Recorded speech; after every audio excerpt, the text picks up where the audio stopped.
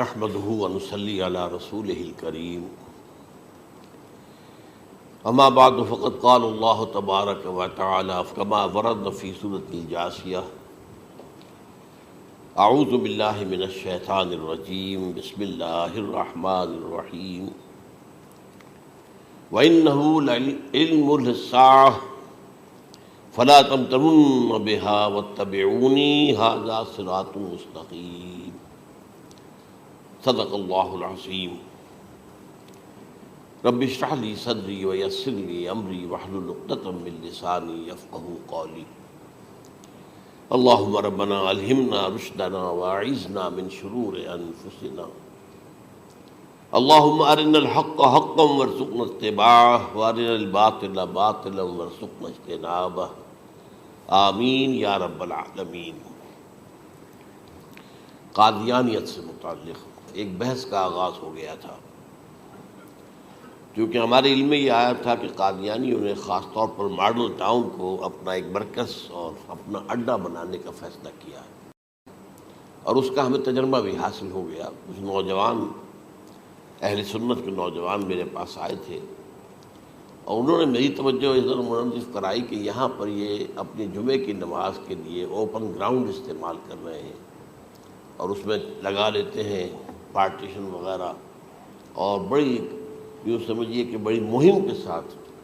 دونوں طرف کی سڑکیں بند کر کے، اور جو بھی لوگ مسافر ہیں انہیں بھی دعوت دیتے کہ آئیں یہاں جمعہ پڑھیں، اور بعض لوگ مغالطے میں وہاں جمعہ پڑھ لیتے۔ تو اس کے حوالے سے انہوں نے کوشش کی کہ کچھ نہ کچھ اس سلسلے میں، کیونکہ انہوں نے مجھے لا کر قانون دکھایا۔ پاکستان میں جو قانون نافذ ہے وہ یہ ہے، چاہے یہ کہ وہ نافذ نہیں ہے بالفعل، لیکن ہے، قانون کی کتاب میں تو موجود ہے کہ قادیانی اپنے کوئی جو بھی ان کے نزدیک بھی ان کے مذہبی شاعر ہیں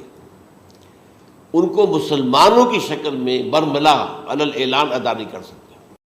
کیونکہ وہ تو دھوکہ دینی بات ہو گئی کہ لوگ سمجھیں گے یہ مسلمان ہی ہیں۔ اب جب انہیں، آپ کو معلوم ہے کہ ہماری پوری جو مرکزی اسمبلی تھی، نیشنل اسمبلی،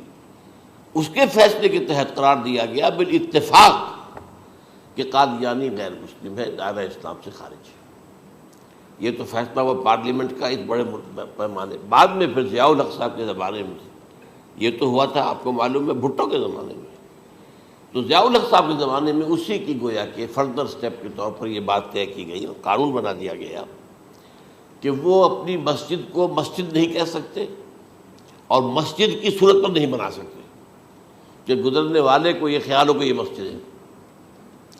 اسی طرح وہ اگر کوئی اسلامی شاعر کا ارتکاب کریں گے علی الاعلان تو بھی یہ قابل تعزیر ہے، جرم ہے۔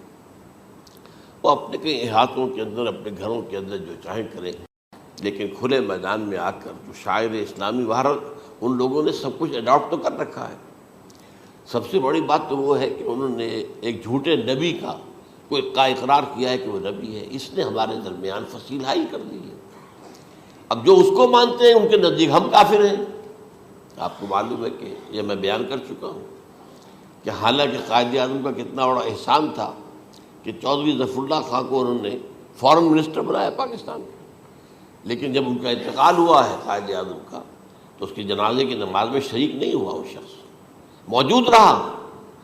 جو دوسرے ممالک کے سفراء آئے ہوئے تھے، ظاہر بات ہے وہ مسلمان تو نہیں تھے، کوئی عیسائی تھے یا کوئی اور تھے، ہندو تھے، بدھ تھے، جو بھی تھے۔ اب چونکہ قائد اعظم کا انتقال تھا ایک مملکت کے صدر کا، تو وہ لوگ سبھی موجود تھے، لیکن ظاہر ہے کہ وہ نماز میں شریک نہیں ہوئے، وہ مسلمان تو نہیں تھے۔ ان کے ساتھ کھڑا رہا یہ شخص، اس نے یہ بات، اور جب اس سے پوچھا گیا کہ تم شریک کیوں نہیں ہو تو اس نے کہا دیکھو بھائی، مجھے یا تو مسلمان سلطنت کا کافر وزیر سمجھ لو یا کافر سلطنت کا مسلمان وزیر سمجھ لو۔ میرے نزدیک یہ کافر سلطنت ہے، میں اس کا مسلمان وزیر ہوں چونکہ میں قادیانی ہوں۔ اب تمہارے نزدیک یہ اسلامی مملکت ہے تو میں کافر ہوں، پھر میں اس کی نماز کیسے پڑھوں؟ تو بہرحال ان چیزوں کی وجہ سے جو دھوکہ دینے والا معاملہ ہو گیا، ورنہ کوئی اور لوگ ہوں یہاں پہ، ہمیں ان سے تعارض نہیں ہے۔ عیسائی بھی ہیں، اپنی تبلیغ کرتے ہیں، کوئی خلاف ان کے رد عمل نہیں ہوتا، الا یہ کہ کہیں یہ واقعہ پیش آ جائے یا کوئی یعنی خام خواہ کو شوشہ کوئی شرارتی لوگ اٹھا دیں کہ انہوں نے قرآن کی یہ جو ہے بے حرمتی کی ہے، تو یہ تو پھر تحقیق سے معلوم ہو سکتا ہے کہ واقعہ کی تھی کہ نہیں کی تھی۔ لیکن ایک وقت میں جو اس پر تو ان کا احتجاج ہوتا ہے، لیکن یہ کہ ان کے جو ہے چرچ ہے ان کی ساری اور تبلیغ ان کی ہو رہی ہے اور بڑھ بھی رہی ہے تعداد ان کی، لیکن اس کے خلاف کوئی رد عمل تو ہمارے یہاں نہیں۔ تو یہ ہے اصل میں وہ بات۔ تو اس پر جو گفتگو شروع ہوئی تھی میں آج اس کی تکمیل کرنے جا رہا ہوں۔ حضرت عیسیٰ علیہ السلام کی دوبارہ آمد کا تعلق ہے، اس کے ضمن میں قرآن مجید میں جو نص قطعی ہے وہ نص قطعی یہ ہے اِنَّهُ لَعِلْمٌ لِلسَّاعَةِ فَلَا تَمْتَرُنَّ بِهَا۔ حضرت عیسیٰ کا ذکر ہوا ہے سورہ جاسیہ میں، اور وہاں فرمایا گیا ہے کہ یہ عیسیٰ کا دوبارہ آنا قیامت کی علامت ہوگا، یعنی کہ اب قیامت بالکل قریب آ گئی ہے۔ اِنَّهُ لَعِلْمٌ لِلسَّاعَةِ، علم حاصل ہوگا ان کی دوبارہ آمد پر کہ اب قیامت جو ہے وہ سر پر آ گئی ہے۔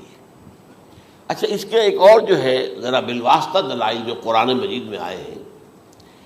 ایک ان میں سے یہ ہے کہ سورہ آل عمران میں جہاں حضرت مریم کو بشارت دے رہا تھا فرشتہ کہ آپ کے ہاں ایک بیٹا ہوگا،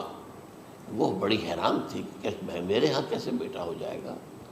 ماں کن تو بغیہ، میں تو کوئی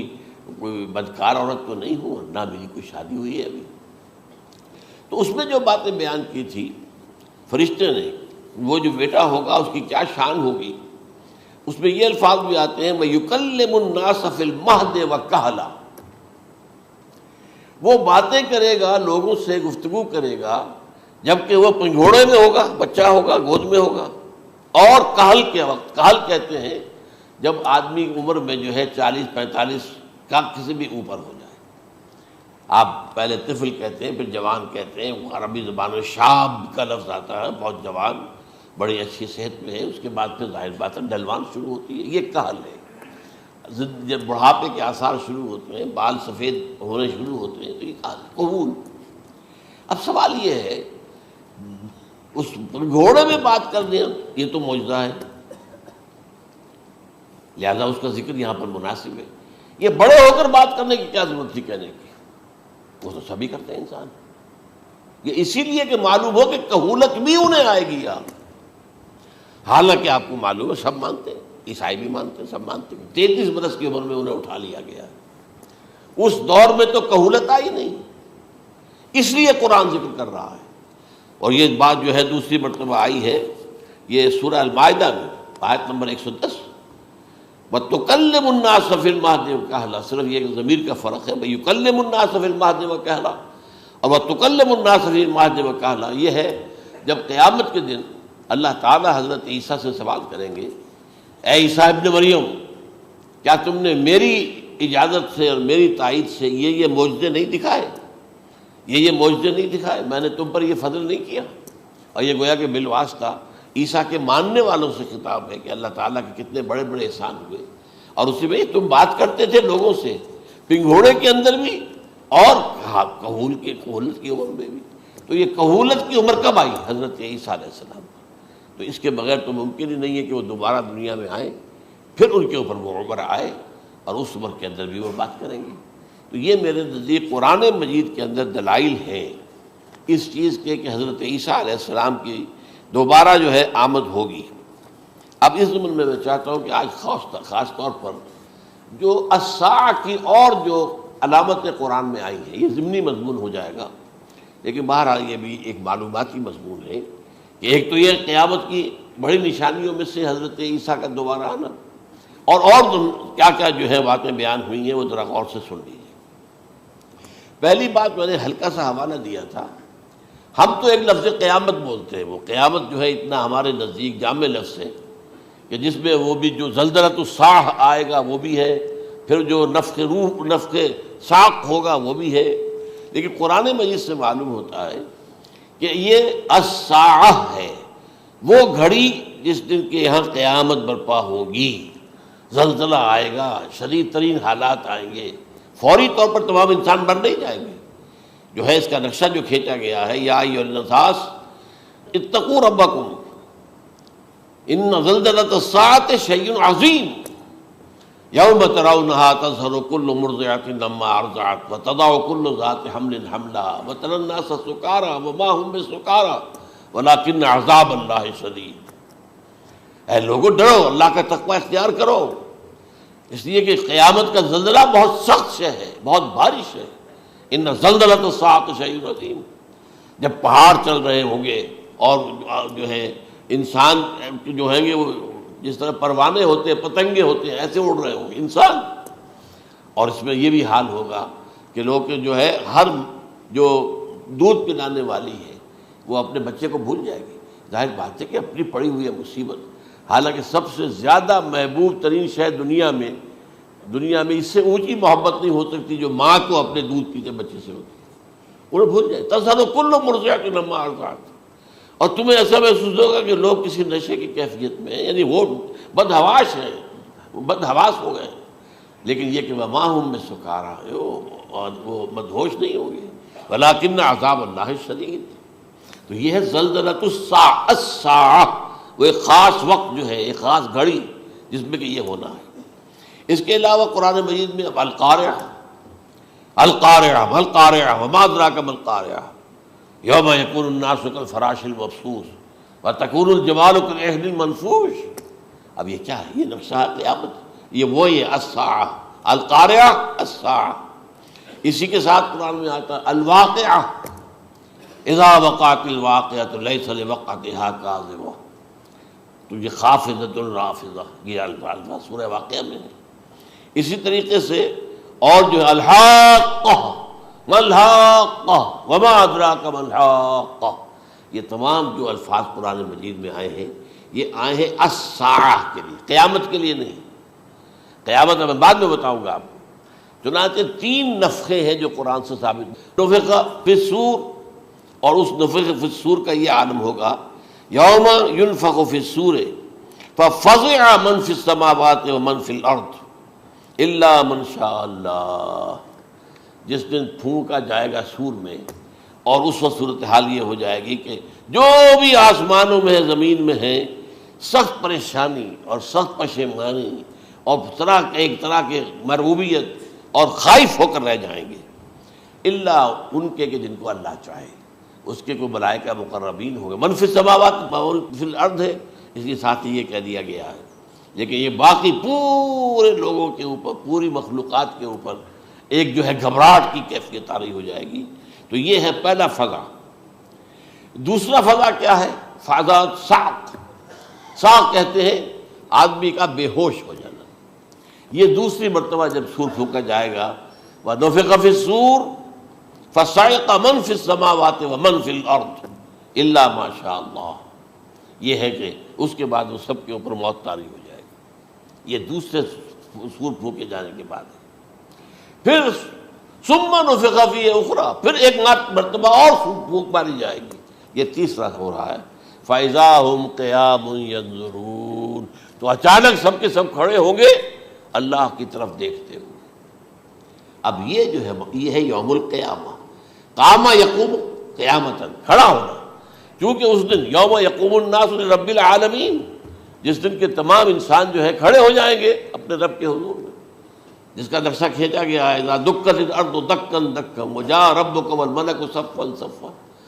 تو یہ سب کے سب انسان بھی جو ہے موجود ہوں گے، فرشتے صفے باندھے ہوئے ہوں گے، اور اللہ تعالیٰ جو ہے اپنے خاص عرش کے ساتھ یعمل عرشہ ثمانیہ، 8 فرشتے اس عرش کو اٹھائے ہوئے ہوں گے، جبکہ یہ آسمان پھٹے گا اور اس روئے ارضی پر اللہ تعالیٰ کا نزول ہوگا۔ یہ جو ہے ہمارا یوم القیامہ یہاں ہے، یوم القیامہ ہی میں جو فیصلے ہونے یہاں ہونے، قصہ زمین برسر زمین، جو نیکیاں تم نے یہاں کمائی ہیں یا جو بدیاں تم نے یہاں جن کا ارتکاب کیا کا فیصلہ یہاں ہوگا۔ اس کے بعد واللہ عالم کچھ اور بھی چیزیں ہیں، لیکن یہ کہ وہ سب عام طور پر لوگوں کے علم میں نہیں ہے۔ میں نہیں چاہتا کہ خام خواہ کسی نئی بات سے کوئی جو ہے ذہنوں کے اندر کوئی ایک تشکیک پیدا ہو جائے، شبہات پیدا ہو جائے، لیکن یہ چیزیں جو میں نے آپ سے عرض کی یہ از قرآن ثابت ہے، اسی زمین پر اترنا ہے۔ وَجَاءَ رَبُّكَ وَالْمَلَكُ صَفًّا صَفًّا، یہ سب کے سب آئیں گے، اور ملائکہ، اور اس کے علاوہ جو ہے دوسرے مقامات پر جس کا نقشہ کھینچا گیا ہے سورۃ الحاقہ کے اندر ہے، اللہ کا عرش جو ہے 8 فرشتے اٹھائے ہوئے نیچے اتریں گے۔ تو یہ تمام چیزیں قرآن مجید میں مذکور ہیں، اور یوم القیامہ یہی ہوگا، لیکن وہ ہے یوم القیامہ، ہم قیامت کہتے ہیں اس کو، جس کو قرآن کہتا ہے الساعہ، الزلزلہ، الحاقہ،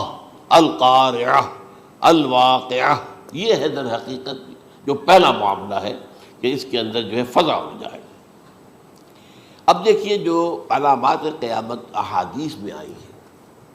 وہ میں آج آپ کو سنا رہا ہوں۔ ان کو دو حصوں میں تقسیم کیا جاتا ہے، علامات صغریٰ، علامات کبریٰ۔ چھوٹی نشانیاں جو درجہ بدرجہ درجہ بدرجہ درجہ بدرجہ حاضر سامنے آئیں گے۔ ایک ہے بالکل قیامت سے متصل قبل بڑے جو خرق عادت واقعات ہوں گے وہ آئیں گے۔ اچھا، پہلی چیز کے سلسلے میں حضرت انس رضی اللہ تعالیٰ عنہ سے یہ مروی ہے اور یہ حدیث متفق علیہ ہے۔ پہلی علامت حضور نے بیان کی قیامت کی علامات میں سے، اب میں لفظ قیامت اسی معنی میں بول رہا ہوں جس میں کہ ہم عام طور پر بولتے ہیں۔ آپ نے فرمایا علم اٹھا لیا جائے گا، جہالت کا دور دورہ ہوگا۔ اب یہ کون سا علم اٹھایا جائے گا؟ سائنس کا علم نہیں، دین کا علم۔ آج تو ساری قدر و قیمت جو ہے جس کے لیے دوڑتے ہیں لوگ لاکھوں روپے کی فیسیں دے کر، ایم بی اے ہو رہے ہیں، یہ جو ہے اکاؤنٹنسی کا پاس کر رہے ہیں، یہ سی اے کر لیا ہے،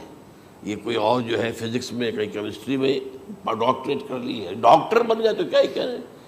اس لیے کہ بڑی چیز جو پاکستان سے ایکسپورٹ ہوتی ہے وہ ڈاکٹر ہیں۔ یہ جو اتنے بڑے پیمانے پر جو کالج کھلے ہوئے، 3 لاکھ روپے ایک سال کی فیس، 5 لاکھ روپے ایک سال کی فیس، یہ کیوں لیتے ہیں اور کیوں لوگ دیتے ہیں؟ کہ موقع مل جاتا ہے ایم بی بی ایس کر کے۔ امریکہ کے اندر بھی ڈیمانڈ ہے، ان کے ہاں ڈاکٹر جو ہیں جتنے ہونے چاہیے نہیں ہے، لہذا اور بھی بہت سی جگہوں پر ڈیمانڈ ہے۔ تو جس چیز کی مارکیٹ میں ڈیمانڈ ہے وہ علم ہے۔ آج علم کمپیوٹر کا علم ہے یہ، حالانکہ ان میں سے کسی کے اوپر لفظ علم کا اطلاق میرے نزدیک غلط ہے، جہالت ہے۔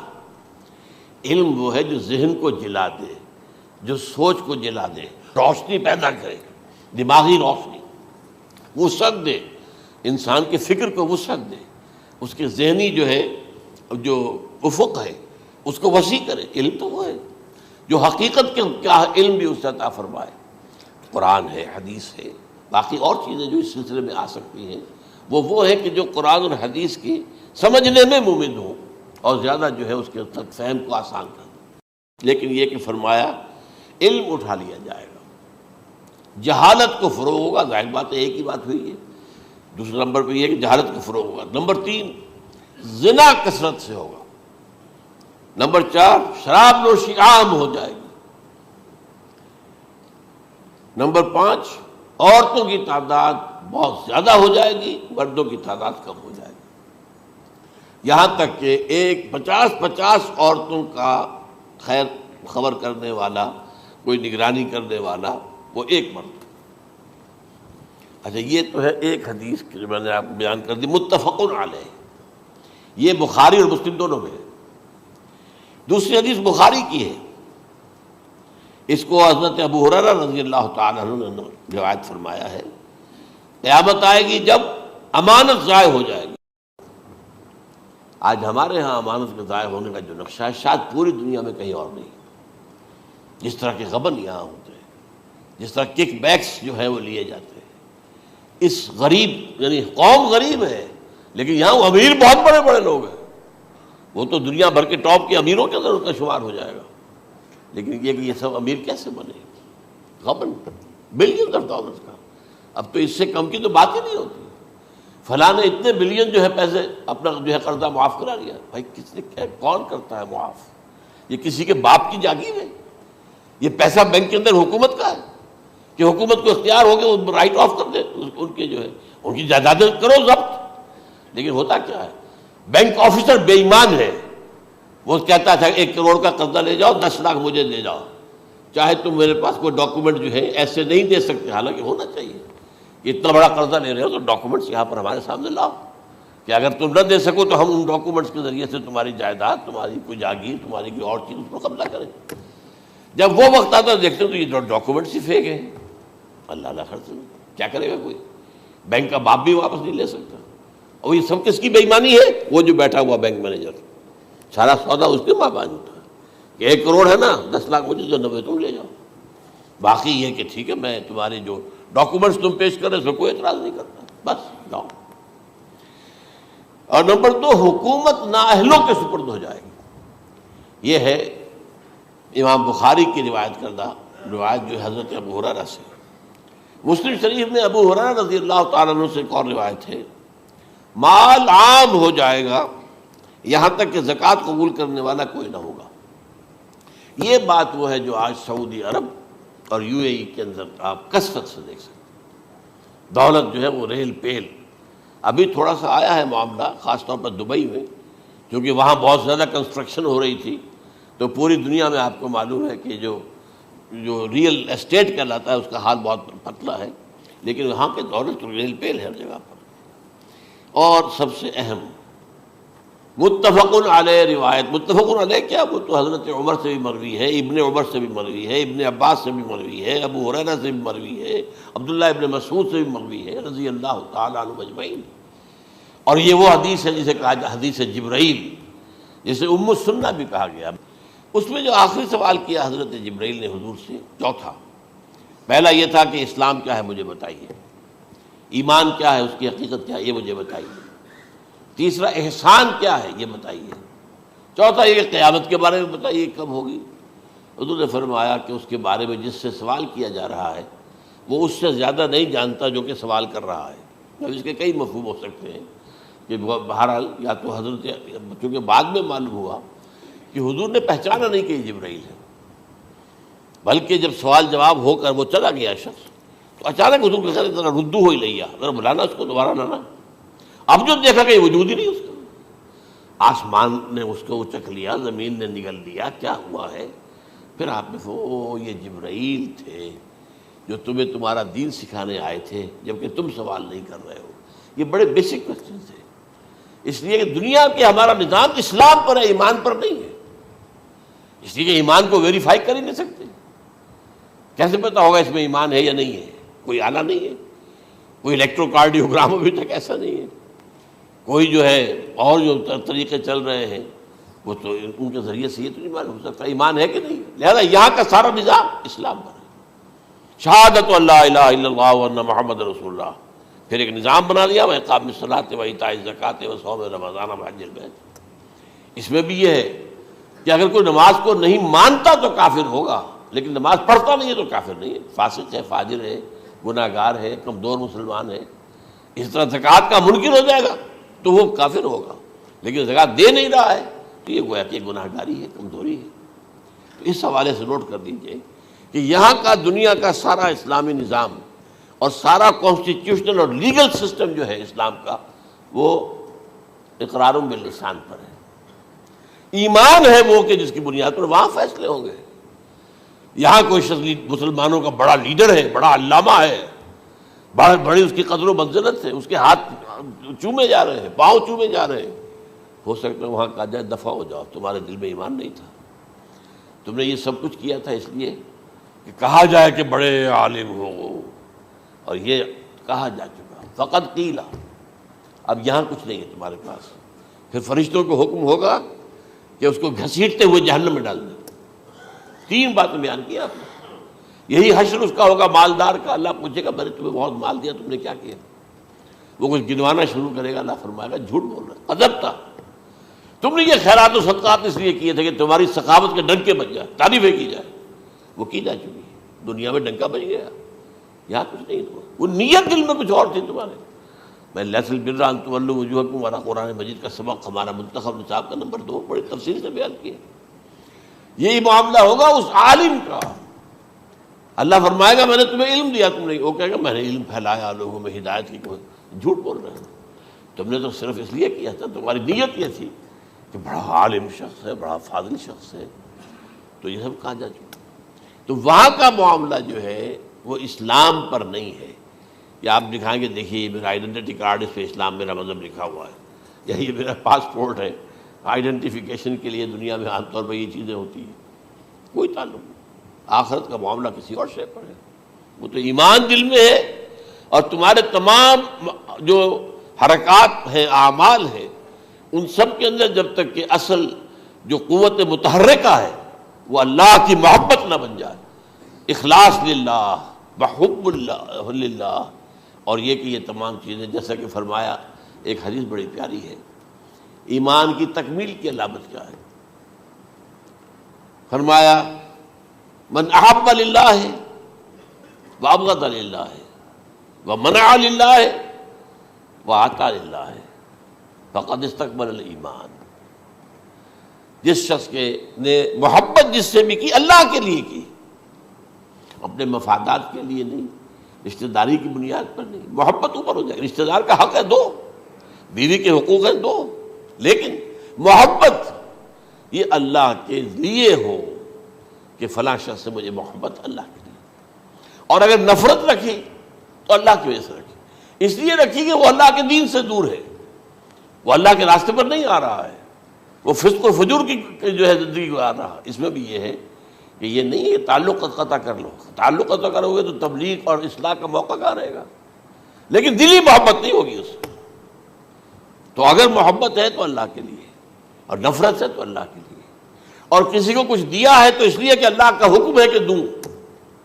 اور کسی سے کچھ روکا ہے تو اس لیے کہ اللہ کا حکم ہے کہ روکوں، اس کو نہیں دینا ہے۔ فقد استکمل الایمان، تو اس شخص نے ایمان کی تکمیل کر لی۔ یہ ہے اصل جو ڈیسائیڈنگ فیکٹر ہے، وہ یہ ہے۔ اور اس ایمان کی پہلی علامت کیا ہے؟ کیسے معلوم ہو میرے اندر ایمان ہے؟ پہلی علامت سب سے کم تر درجے کا ایمان، اس میں فرمایا گیا اذا اساءت کا سیئۃ وحسنت کا حسنۃ فانت مومن، اگر کوئی اچھا کام کر کے خوشی ہو اور کوئی برا کام ہو جائے تو ملامت ہو، یہ کیا کر بیٹھا، یہ میں نے کیا کیا ہے، یہ مجھے نہیں کرنا چاہیے تھا، یہ اگر احساس ہے نیکی اور بدی کا تو تمہارے اندر ایمان ہے۔ یہ ایمان ہے ادنا درجے کا، اور وہ ایمان من احب للہ ہے وابغض للہ ہے واعطى للہ ہے ومنع للہ ہے فقد استکمل الایمان۔ اچھا، یہ جو متفق علیہ حدیث ہے جو حضرت جبرائیل کی ہے، اس میں پھر انہوں نے کہا کہ اچھا اگر آپ مجھے یہ کب ہوگی قیامت نہیں بتا سکتے تو اس کی کچھ علامتیں بتائیے۔ یہ بڑی عظیم کیونکہ یہ تو تمام احادیث کے اندر میں نے عرض کیا نا کہ سب سے زیادہ صحابہ سے منقول ہے، اور آپ نے فرمایا کہ جب لونڈی اپنی مالکہ کو جنے گی اور تم دیکھو گے کہ ننگے بدن ننگے پیر بھوکے ننگے بھیڑوں اور بکریوں کو چرانے والے اونچی سے اونچی عمارتیں بنانے میں ایک دوسرے کا مقابلہ کریں گے۔ اذا تلد الامۃ ربتها، کیا بانی ہے، یہ خاص الفاظ کیوں کہے گئے؟ اولاد والدین کے سامنے دب کر رہتی تھی، کبھی سینہ تان کر بات نہیں کرتے تھے، ٹھیک ہے کوئی بات آپ مان نہیں سکتے، ابا جان یہ بات تو میں نہیں کر سکتا، یا فرض کیجئے کہ وہ آپ کو کسی نیکی سے روک رہے ہیں، کہ دینی کام سے روک رہے ہیں، ابا جان یہ تو میں نہیں کروں گا، یہ تو دین کا فرض ہے، یہ کہیں آپ اور ڈٹ کر کہیں اور جمیں اس پر، لیکن یہ کہ کوئی سرکشی کا انداز نہ ہو، ایسا نہ ہو کہ اپنے جناب سینے کو تان کر کے کھڑے ہو جائے، میں نہیں کروں گا، یہ نہیں، یہ غلط ہو جائے۔ اچھا، اولاد میں بیٹی جو ہوتی تھی وہ زیادہ سبارڈینیٹ، سبمسیو، بات ماننے والی، کہیں بھی سر اونچا نہ کرنے والی، اور آخری دور میں کیا ہوگا، بیٹیوں سے مائیں ڈریں گی، انہیں ٹوک نہیں سکتی کسی بات پر، پتہ نہیں کیا بک دے، کیا بکواس کر دے۔ یہ تو ہمارے ہاں ہو گیا ہے، باہر کیا ہے وہ تو آپ یہ بھی نہیں پوچھ سکتے۔ آپ کی 13 برس کی لڑکی آئی ہے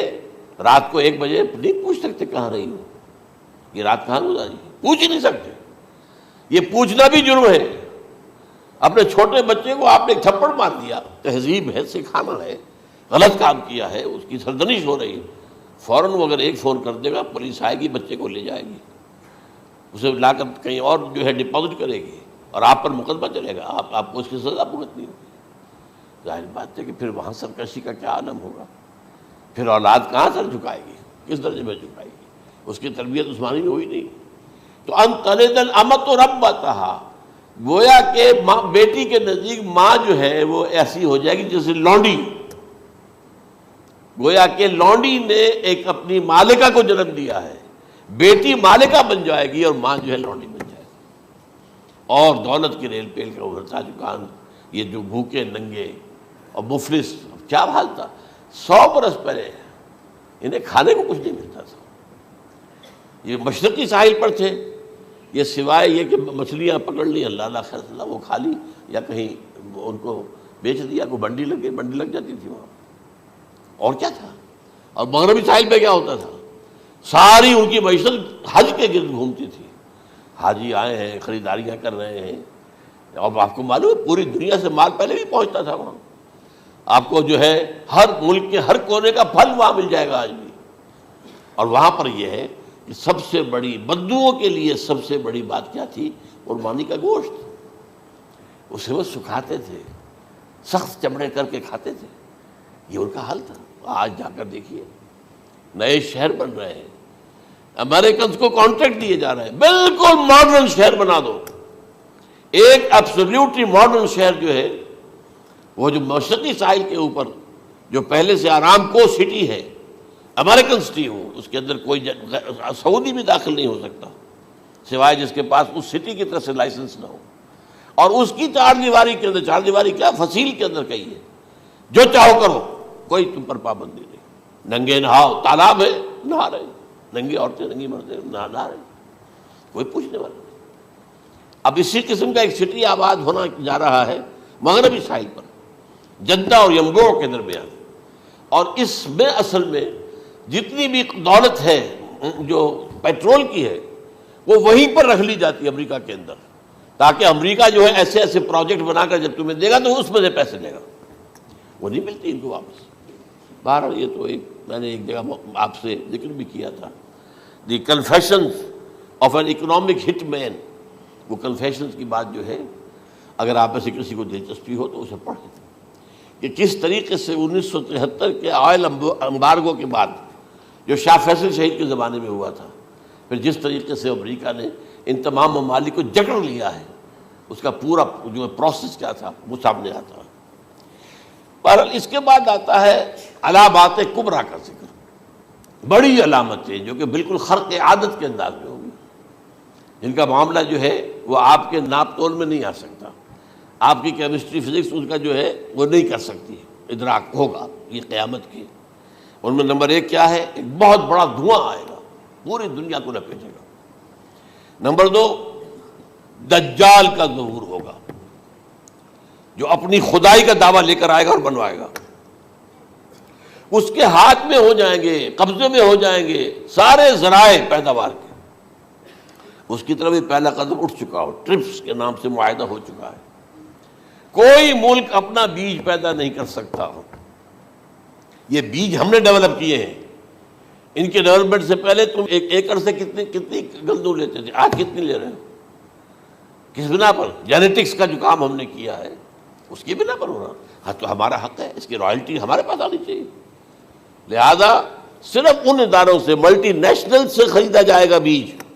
اور بیج بھی وہ دیں گے وہ کہ جس سے جو فصل اگے گی وہ بیج نہیں لا سکتے، وہ بیج کا کام نہیں کر سکتے۔ جیسے آپ کو معلوم ہے کہ آپ کے ہاں جو گوشت کھایا جاتا ہے مرغے کا، تو مرغا وہ جو ہے اس میں مرغا ہو یا مرغی ہو، اس کے اندر کوئی وہ کیفیت ہی نہیں ہے، ان کے انڈے جو ہے ان سے آپ بچے حاصل نہیں کر سکتے، ہے تو انڈا، دیکھنے کو تو انڈا ہے، لیکن وہ بنڈا جو ہے اس سے بچہ تو نہیں حاصل کر سکتے۔ ایسے ہی وہ گندم کا بیج دیں گے، نظر آئے گی گندم، لیکن اس کے اندر وہ صلاحیت نہیں ہے کہ اس سے جو فصل اگے گی اس کا نتیجہ جو ہے وہ بھی آپ لے سکیں، یہ ہونا ہے، اللہ جانے، قدم اٹھ رہے ہیں ادھر۔ پھر یہ ہے کہ دابۃ الارض، زمین سے ایک حیوان نمودار ہوگا، زمین شق ہوگی۔ ابھی میں کہہ رہا ہوں خرق عادت ہے، یہ چیزیں وہ نہیں ہیں جو ہماری کسی حساب کتاب میں جو باتیں پہلے آئی ہیں وہ تو حساب کتاب میں آ رہی ہیں، ساری سمجھ میں آ رہی ہیں، ساری چیزیں مشاہدہ ان کا ہو رہا ہے، لیکن یہ ہے کہ دابۃ الارض، یہ کہتے ہیں کہ کوہ صفا، اس میں تو نہیں ہے حدیث میں، کوہ صفا پھٹے گا اور اس میں سے ایک حیوان دابہ وہ ظاہر ہوگا، تو اسی لیے فرمایا ہے وَإِذَا وَقَعَ الْقَوْلُ عَلَيْهِمْ أَخْرَجْنَا لَهُمْ دَابَّةً مِّنَ الْأَرْضِ تُكَلِّمُهُمْ، تو ہم اندر سے پیٹ کے چیر کر زمین کے پیٹ کو ایک حیوان کو برآمد کریں گے جو انسانوں سے بات کرے گا، گفتگو کرے گا۔ نمبر 4 طلوع الشمس من المغرب، یہ بھی خرق عادت، سورج تو طلوع ہوتا ہے مشرق سے، غروب ہوتا ہے مغرب میں، لیکن اس وقت معاملہ الٹا ہو جائے، یعنی جو کائنات کے اندر جو گڑبڑ ہوگی کچھ سمجھ میں بات آتی ہے کہ یہ معاملہ جو ہے یہ تو اس پورے سولر سسٹم کو اگر بدل دیتے ہیں تو مشرق مغرب ہو جانا، مغرب مشرق ہو جانا، یہ بالکل سمجھ میں آنے والی بات ہے۔ اس کے بعد ہے عیسیٰ ابن مریم کا نزول، جس کے بارے میں آج میں نے گفتگو کی ہے تفصیل سے۔ یہ نزول ہونا ہے، یہ علامات قیامت میں سے حضور نے بیان فرمایا ہے، اور قرآن مجید کی جو اصطلاحات ہیں اس کے حوالے سے میں نص قطعی جو ہے وہ میں آپ کے سامنے رکھ چکا ہوں۔ پھر یاجوج ماجوج کا ایک معاملہ ہے، یہ میں ابھی اس وقت زیادہ اس پر بات نہیں کر سکتا۔ حضرت عیسیٰ علیہ السلام کے نزول کے بعد 2 کام ہوں گے، یہودیوں کا قلع قمع ختم، تمام یہود، ایک کام تو یہ ہونا ہے، اور نمبر 2 عیسائیت کا ختم ہو جانا۔ عیسائیت کی نفی کر دیں گے، بھائی تم مجھے خدا کا بیٹا بنائے بیٹھے ہو، میں تو خدا کا بیٹا نہیں ہوں، میں تو اس کا بندہ ہوں، رسول ہوں، میں نے تم سے کب کہا تھا کہ مجھے خدا کا بیٹا بناؤ۔ نمبر 2 یہ کہ وہ خنزیر کو قتل کر دیں گے، یعنی یہ تم نے خنزیر کب سے کھانا شروع کر دیا؟ میں تو تم کو نکاح اجازت دے کر گیا تھا، یہ تو شریعت موسوی میں حرام تھا، اور میں کہہ کر گیا تھا کہ یہی شریعت تم پر لاگو رہے گی، ہاؤ کم تم نے کیسے یہ؟ آج بھی بہت سے رومن کیتھولکس جو ہے وہ سور نہیں کھاتے، وہ اس میں ہے ان کے اندر کچھ نہ کچھ بات جو ہے جو حضرت عیسیٰ کی تعلیمات کا کچھ اثر ان کے ہاں ہے۔ میں تو ایک مرتبہ،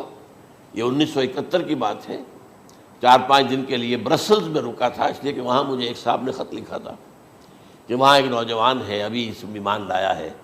اور اس کے کچھ مسائل ہیں، ہم کوشش کر رہے ہیں ان کے مسائل حل کریں، آپ بھی جا رہے ہیں۔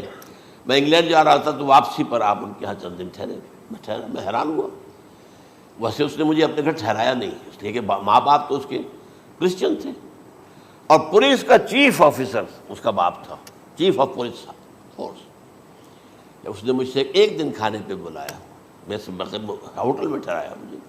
اس نے کہا آپ اطمینان سے یہاں کھانا کھائیں، اس گھر میں نہ آج تک کوئی شراب کی بوند آئی ہے اور نہ ہی کوئی بوٹی آئی ہے سور کی۔ Roman Catholics. اب اکلوتا بیٹا تھا یہ عبدالعزیز، اس نے بعد میں نام رکھا، وان کینٹر اس کا نام تھا جو کہ اوریجنل تھا، پھر اس نے نام رکھا عبدالعزیز وان کینٹر، پرانا نام بھی حالانکہ نہایت خوبصورت۔ 28 سال کی عمر تھی، اور اس وقت میں نے دیکھا تھا کہ اس کی فقہی معلومات جو ہے میری معلومات سے 10 گنا زیادہ۔ اس کی وجہ کیا ہے؟ وہ گیا تھا موراکو میں ایز اے ٹیچر ملازمت کرنے، پیسہ کمانے، وہاں وہ مسلمانوں سے اس کا ہوا رفع ضبط ہوا، اسلام کی تعلیمات سامنے آئی، اسلام لے آیا۔ اب اکلوتا بیٹا ہے، اور ماں باپ جو ہے کرسچن کیتھولکس۔ جب وہاں سے واپس آیا تو پھر کہتے ہیں کہ ہمارے درمیان ایک معاہدہ ہے، وی آر لیونگ ٹوگیدر، لیکن یہ معاہدہ ہے ہم مذہب پہ بات نہیں کریں گے، بس باقی جو بھی ہے وہ ساتھ رہ رہے ہیں۔ لیکن میں حیران ہوا، مجھے معلوم نہیں تھا۔ اچھا، اس کے بعد اس نے جب اسلام کا فیصلہ کیا تو اس کے سامنے سوال آیا کون سی فقہ اختیار کروں؟ تو اس نے بڑی جو ہے تھورو اسٹڈی کی ہے تمام فقہوں کی، کمپیریٹو اسٹڈی، ان کو کرنے کے بعد پھر فائنل فیصلہ اس کا یہ تھا کہ حنبلی فقہ میں اختیار کروں۔ 4 فقہوں میں سب سے لیٹسٹ حنبلی ہے، یعنی حنفی نمبر 1، پھر مالکی نمبر 2، پھر اس کے بعد شافعی نمبر 3، پھر یہ امام احمد ابن حنبل ہے۔ اور امام احمد ابن حنبل کے زمانے تک احادیث بہت بڑے پیمانے پر جمع ہو چکی تھی، جبکہ ابھی حضرت امام ابو حنیفہ کے زمانے میں کوئی اتنا زیادہ جو ہے حدیث کا بھی ذخیرہ نہیں بنا تھا۔ اسی پر تو لوگ حیران ہوتے ہیں کہ زیادہ حدیث امام ابو حنیفہ کے علم میں نہیں تھی، لیکن مجال ہے کہ ان کا کوئی فتویٰ جو ہے کتاب و حدیث کے، کتاب اور سنت کے خلاف ہو۔ اگرچہ انہوں نے صاف کہا کہ اگر تم پاؤ کوئی ایسی سچی حدیث، پختہ حدیث جو میری کسی رائے کے خلاف ہو تو میری رائے کو دیوار پر دے مارنا اور اس صحیح حدیث کی پیروی کرنا۔ لیکن ویسے اس کے بعد یہ کمال یہ ہے کہ بہت ہی کوئی شاذ معاملہ ہے کہ جس میں ان کا کوئی فتویٰ وہ کتاب و سنت کے منافی ہو یا سنت کے منافی ہو۔ کتاب پہ تو سوال پیدا نہیں ہوتا، کتاب تو ساری ان کے سامنے موجود تھی۔ اس کے بعد یہ ہے کہ یاجوج ماجوج، جس میں بتا رہا تھا آپ کو کہ جب عیسائیت بھی ختم ہو گئی، یہود ویسے ختم ہو گئے، استیصال ہو گیا، جڑ کٹ گئی، اب عیسائیت گویا کہ اسلام میں ضم ہو گئی، عیسائیت مذہب ختم، یہودی خود ختم، اب یہ طاقت کتنی ہو جائے گی؟ تقریباً 2/3 دنیا آ گئی، تمام اب عیسائی 2 ارب کے قریب ہیں، 1 ارب 90 کروڑ ہوں گے، یا مسلمان بھی 1 کروڑ 50-60 لاکھ ہیں، دونوں کو جوڑ لیجیے کتنے ہو گئے؟ 6 ارب کل آبادی ہے۔ لیکن اس کے بعد آتا ہے یاجوج ماجوج کا خروج۔ یہ یاجوج ماجوج میرے نزدیک چائنا اور رشیا ہے، ان کی مجموعی طاقت اتنی ہوگی، اور یہ اس طرح آئیں گے ہر اونچائی پر سے اترتے ہوئے، پھسلتے ہوئے، جیسے 1962 میں جب وار ہوئی تھی بٹوین چائنا اینڈ انڈیا 1962 میں، تو وہ اس وقت کا نقشہ مجھے آج بھی اخبارات میں پڑھتا تھا تو یاد، waves after waves of Chinese soldiers were coming down the slopes of Himalayas۔ یہ تو وہ ہے نا جن کی تعداد کا کوئی حساب نہیں ہے، اور رشیا اور یہ مل کر جو ہے، میرا اندازہ یہ ہے کہ جب پہلے ملحمۃ العظمیٰ ہوگی وہ عیسائیوں اور مسلمانوں کے درمیان، اس وقت یہ دونوں پاورز نیوٹرل رہے گی،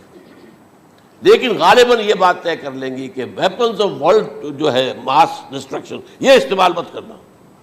اگر یہ ویپنز آف ماس ڈسٹرکشن استعمال کرو گے تو ہم میدان میں آ جائیں گے۔ اس میں وہ جنگ جب ہو چکے گی، پھر حضرت عیسیٰ کو فتح حاصل ہو جائے گی، اور پھر یہ کہ یہودیت ختم ہو جائے گی، عیسائیت بطور مذہب ختم ہو کر اسلام میں ضم ہو جائے گا، پھر وہ 40 برس کا عہد حکومت ہے حضرت عیسیٰ علیہ السلام۔ لیکن جب یہ فتح ہو جائے گی ان پر، اب یاجوج ماجوج آئیں گے، اور اتنی تعداد میں آئیں گے کہ بحیرہ طبریہ جو ہے اس کا سارا پانی پی جائیں گے۔ یہ تو اگر آپ کو کبھی اندازہ ہو، یا کوئی آپ جانیں ان لوگوں کو جو ان چینیوں سے واقف ہیں، وہ کہتے ہیں زمین پر ہلتی ہوئی کوئی چیزوں سے وہ چھوڑی چھوڑ کے کھا جائیں گے۔ جہاں وہ جاتے ہیں ایز اے لیبرر، وہاں کے جو سارے کتے ہیں ختم، ساری بلیاں ختم، ہر شے، وہ جو سانپ کھاتے ہیں، ہر چیز کھاتے ہیں، اور یہ تمام ایسٹرن کنٹریز کے اندر ہوتا ہے، بڑی ڈیلیشس ڈشز ہیں یہ سانپ وغیرہ وغیرہ، اور یہ جس طرح کھا جائے، پانی پیا ایک قطرہ نہیں رہے گا اس پر۔ تو پھر جو ہے اللہ تعالیٰ اس وقت جو ہے اس میں ایک ایسی بیماری پیدا کرے گا، یہ سب مر جائیں، یہ معجزے سے ہوگا، یعنی ان کے اوپر فتح جو ہے وہ عام لڑائی کے ذریعے سے نہیں ہوگی، بلکہ اس کے اوپر فتح جو ہوگی وہ اللہ تعالیٰ سے بوجھ، ایک بیماری پیدا ہوگی، سب مر جائیں گے، اور اس کے بعد اللہ تعالیٰ ایسے پرندے بھیجے گا بڑی لمبی لمبی گردنوں والے، وہ ان سب کو کھا جائیں گے، جیسے ہمارے ہاں گدھ ہوتے ہیں، وہ ان کو صاف کر دیں گے۔ ورنہ تو یہ ہے کہ پوری دنیا کے اندر جو بدبو اور جو پیدا ہوتا معاملہ اس سے، تو اس نوع انسانی کی بقا ممکن نہیں تھی۔ ان کے خاتمے کے بعد پھر یہ ہوگا کہ حکومت اسلامی جو ہے پوری دنیا میں حضرت مسیح علیہ السلام کی ہوگی، 45 برس وہ رہیں گے، اسی میں وہ کہلن بھی آ جائے گا، وہ فی المہد و کہلن جو میں نے شروع میں بیان کیا تھا، اسی میں پھر یہ ہے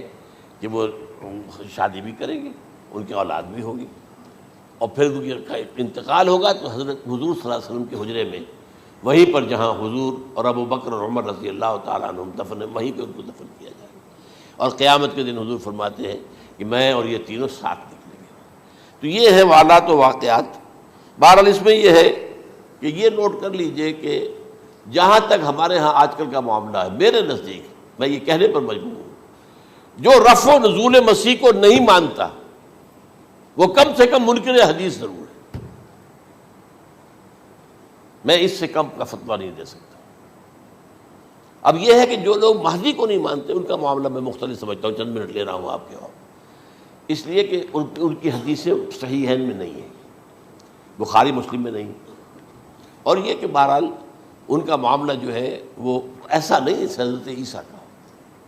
حضرت عیسیٰ کے آنے کا جو کچھ ہوگا وہ تو میں نے آپ کے سامنے بیان کر دیا، لیکن یہ ہے کہ حضرت مہدی ہمارے نزدیک اس میں خرق عادت کوئی ہے ہی نہیں، جیسے ہر صدی کے مجدد ہوتے ہیں، آخری صدی کے مجدد وہ ہوں گے، اور میرے نزدیک یہی آخری صدی ہے، اور اسی میں حضرت مہدی کا ظہور ہو جانا۔ سعودی عرب میں کوئی خانہ جنگی ہوگی کسی بادشاہ کے انتقال پر، اور پھر اس وقت یہ ظاہر ہوں گے، اس وقت ملک کے حالات کو سنبھالنے کے لیے لوگ ان کو زبردستی نکالیں گے، چھپے ہوئے ہوں گے ایک گھر میں، یہ حضرت ام سلمہ رضی اللہ تعالی عنہ کی روایت ہے کہ ایک بادشاہ کے انتقال پر یہ خانہ جنگی ہو جائے گی اور ایک شخص مدینے سے بھاگ کر مکے میں چھپ جائے گا. یہ تو ہے ان کے الفاظ، میں توجیہ کر رہا ہوں. یہ لوگ ان کی طرف دیکھ رہے ہوں گے کہ یہ جو وقت آیا ہے فتنے کا ہماری قوم پر، ہمارے ملک پر، تو ان کی شخصیت ایسی ہے کہ یہ بیچ میں آئیں، صلح صفائی کرائیں، اور وہ جو ہے اس ذمہ داری سے بچ کر بھاگیں گے اور جا کر مکے میں چھپ جائیں گے. پھر لوگ انہیں تلاش کر کے نکالیں گے اور زبردستی ان کے ہاتھ پر بیعت کریں گے، ورنہ وہ اتنے بڑے منصب کو. اور پھر یہ بھی ہے، ایک حدیث میں آتا ہے یصلحو فی لیلۃ واحدہ، ایک رات میں ان کی مکمل اصلاح کر دیں گے. یعنی اگر کوئی تھوڑا بہت نقص اور عیب کوئی ہوا بھی، کوئی کمی کوتاہی ہوئی بھی، تو اللہ تعالیٰ ایک رات میں اصلاح کروا دیں. لیکن ہمارے نزدیک اس قدر کوئی خرق عادت ہے ہی نہیں. البتہ جو کہتے ہیں اہل تشیع، وہ خرق عادت ہے کہ ان کے 12ویں امام جو ہے وہ بچپن ہی کے اندر اس خوف سے کہ جو بنو عباس بادشاہ ہیں وہ ان کو قتل کر دیں گے، تو وہ ایک غار میں چھپا دیے گئے. اب وہ 1200 برس سے اس غار کے اندر چھپے ہوئے، اور اس کے بعد وہ ظاہر ہوگی، وہ امام مہدی ہوں گے. اس میں خرق عادت ہے، لیکن میں یہ کہتا ہوں کہ محض خرق عادت کی بنیاد پر ہم اس کی نفی نہیں کریں گے. کیوں؟ کیا ہم یہ نہیں مانتے کہ اصحاب کہف 300 برس تک سوئے رہے؟ یہ کیا عام بات ہے؟ حضرت عزیر علیہ السلام، اللہ نے انہیں موت دی، موت، اور 100 برس کے بعد زندہ کر کے اٹھا لیا. تو خرق عادت حضرت عیسیٰ کو ہم اتنا بڑا خرق عادت مانتے ہیں کہ اٹھا کر آسمان پر، تیسرے آسمان کے اوپر ہیں، موجود ہیں، اب بھی ہیں. شب معراج میں تیسرے آسمان پر حضور کی ملاقات ان سے ہوئی. تو یہ خرق عادت کی بنیاد پر نفی نہیں ہم کرتے. ہو سکتا ہے، لیکن یہ کہ اس کے لیے ہمارے پاس کوئی دلیل نہیں، کوئی احادیث نہیں، کچھ نہیں، اس لیے ہم اس کو نہیں مانتے. البتہ خود وجود جو ہے حضرت مہدی کا، وہ کوئی عجیب بات نہیں ہے. وہ تو جیسے پہلے بھی آئے ہیں ہمارے مجددین، ایسے مجدد ہوں گے اور دین کو تازہ کر دیں گے. ایک صحیح اسلامی ریاست جو ہے وہ عرب میں قائم ہو جائے گی دوبارہ. حضور نے فرمایا وہ عدل اور انصاف سے عرب کو اسی طرح بھر دے گا جیسے کہ وہ اس سے پہلے ظلم اور جور اور زیادتیوں کے سے بھری ہوئی ہوگی. تو یہ کام ہوگا، یہ تو مجدد کا کام ہوتا ہی ہے اس حوالے سے. لیکن بہرحال میں نے پھر بھی کہا کہ اگر احادیث کی کمزوری کی وجہ سے کہ صحیح عین میں نہیں ہے، اگر کوئی شخص انکار کرے تو مجھے کوئی اعتراض نہیں ہے، ٹھیک ہے. لیکن جو حضرت عیسیٰ کے رفع سماوی اور حضرت عیسیٰ کے نزول کا انکار کرتا ہے، وہ کم سے کم، میں انہیں اور آگے کوئی فتویٰ نہیں دیتا کہ وہ کافر ہو گئے یا یہ ہو گئے یا وہ ہو گئے، لیکن منکر حدیث کے لائن میں تو وہ لازماً کھڑے ہو گئے، کیونکہ اتنی واضح اور پکی حدیثیں ہیں حضرت مسیح کے نزول کی، اور علامات قیامت میں جس طرح ان کا ذکر آتا ہے کہ اس سے انکار جو ہے وہ جب تک آپ پوری حدیث کے ذخیرے کا انکار نہ کریں اس وقت تک ممکن نہیں ہے. اقول قولی ھذا واستغفر اللہ لی ولکم ولسائر المسلمین والمسلمات.